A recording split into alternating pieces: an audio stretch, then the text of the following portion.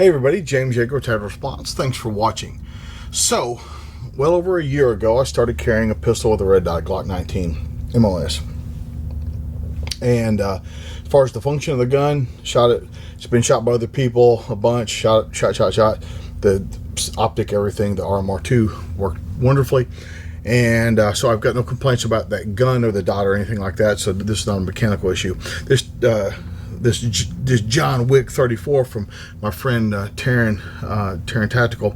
This gun has been shot with this Holosun dot on it. No problems at all. We just had alumni weekend here at Tactical Response, and I think 150 people shot this gun.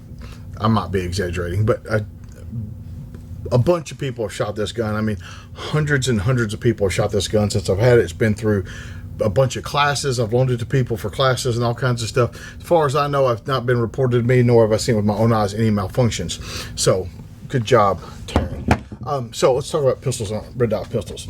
So I started shooting them, and turns out the draw stroke that I've been teaching people for years comes straight up and almost like you're going to hit your face and out. Works great for red dot. So I never had a problem finding the dot.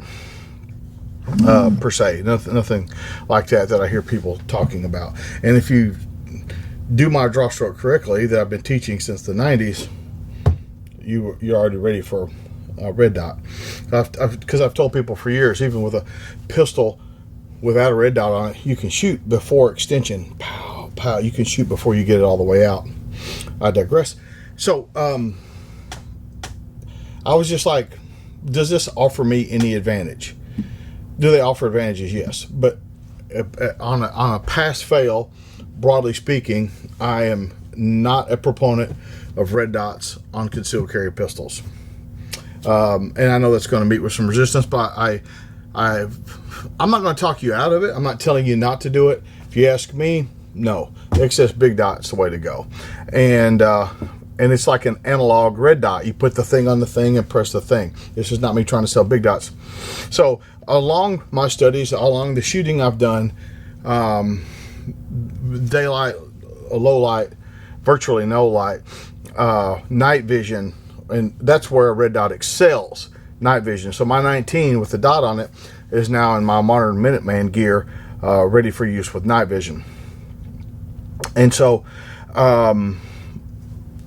all the things I've done. Then Lewis and I, you might have seen some video clips of this, went up and shot with Ken Hackathorn. Now Ken is an icon in the industry and is way out ahead of, I think, a lot of people on this red dot thing. He's been studying this in great detail for quite some time. And he said, Jim, he knows I don't like it, but his theory is the same as mine. They're not really any good for close distance. They might be good for further distance, but that's way more about you than it is the dot. I mistakenly thought everything that it did for a rifle it does for a pistol. It doesn't. Now, Ken went on. He's done experiments. And when you are doing take your time, slow fire, red dot, iron sights, regular sights, when you're taking your time doing slow fire, the red dot wins every time. You can take an untrained person, put that thing on that thing, press that thing, and even with a flinch, they're better off with a dot sight. That changes. It inverses the instant you put somebody under stress. It could be the stress of a shot timer. Boom. Then the dot sight opens up because the gun recoils and they keep pressing the trigger. And now somebody's going to tell me this is about recoil control. Listen, there's very few people, and there are very few people that can teach me about shooting. Okay, and the odds are, statistical probability, 1 in a fucking million chance that you know more about it than I do. And I'm not trying to puff my chest out. I'm just trying to say, before all the red dot lovers come in here, I didn't tell you not to carry a red dot.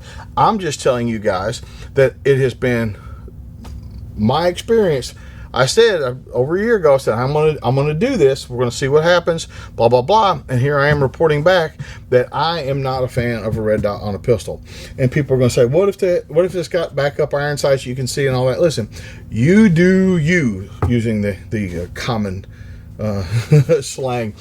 You do what you want to do. For me, I am not going to recommend a dot for care pistol. And for most people, there are a lot of people watching this video right now that spent $500 on a red dot and have never taken a class.